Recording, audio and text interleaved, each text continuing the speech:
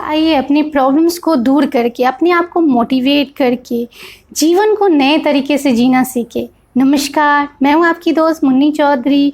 आप देख रहे हैं मेरे साइकोलॉजिकल और मोटिवेशनल चैनल। अभी तक कि मैं मेरे चैनल को सब्सक्राइब नहीं किया तो सब्सक्राइब मेरे चैनल, और सब्सक्राइब कर चुके हैं तो बहुत बहुत धन्यवाद। आज मैं लेकर आई हूँ बहुत ही ग्रेट पर्सनालिटी जो अभी तक में हुए हैं, उनके बहुत ज़्यादा उन्होंने कई थॉट दिए हैं जो हमारे मोटिवेशन के लिए बहुत ही ज़रूरी है। अगर हम उनको अगर उनकी स्टोरी पढ़ते हैं या उनकी थॉट को हमने ऑब्ज़र्व किया है तो हमें उनके हर एक थॉट में सिर्फ मोटिवेशनल चीज़ें ही नज़र आई है। आज मैं एक एक करके आज मैं 2 ही का बताऊंगी और नेक्स्ट टाइम और 2 लेकर आऊँगी, फिर मैं उसको डिफ़ाइन भी करूँगी। पहले मैं उनकी थॉट बताऊँगी, फिर मैं उसको डिफ़ाइन करूँगी ताकि आपको समझ में आ जाए वो क्या कहना चाहते थे अपने थॉट में।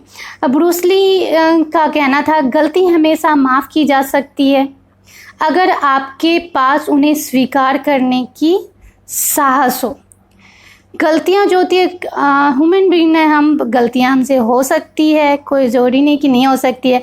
और हमारे अगर गलतियाँ हो जाती है तो सबसे बड़ी साहस की बात है कि हमें उसे एक्सेप्ट करना चाहिए।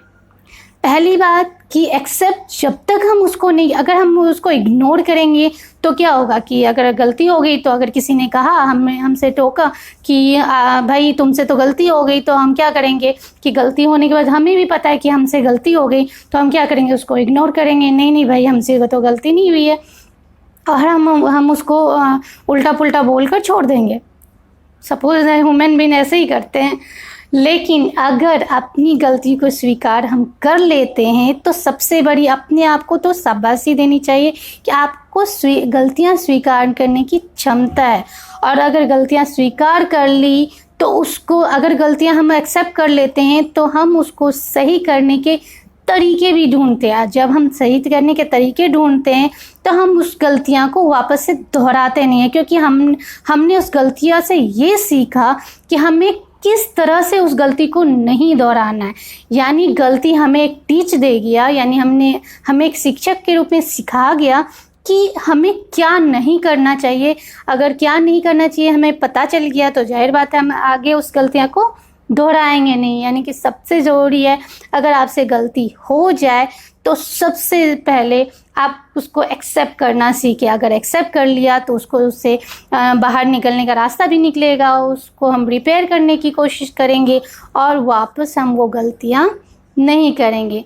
एक थॉमस एडिसन की थॉट बोलूँगी, ज़्यादातर वे लोग असफल होते हैं जिन्हें यह एहसास नहीं होता कि हार मानने से पहले वह सफलता के कितने करीब थे। कितना डीपली उनकी थॉट है, आप थिंक करो कितना उन्होंने डीपली थॉट बोली है। लोग क्या करते हैं, हम इतने प्रयास करते हैं, इतनी सफलता के पीछे भागते रहते हैं। अगर हम सक्सेस नहीं हो पाते हैं तो हम क्या करते हैं, हम छोड़ देते हैं।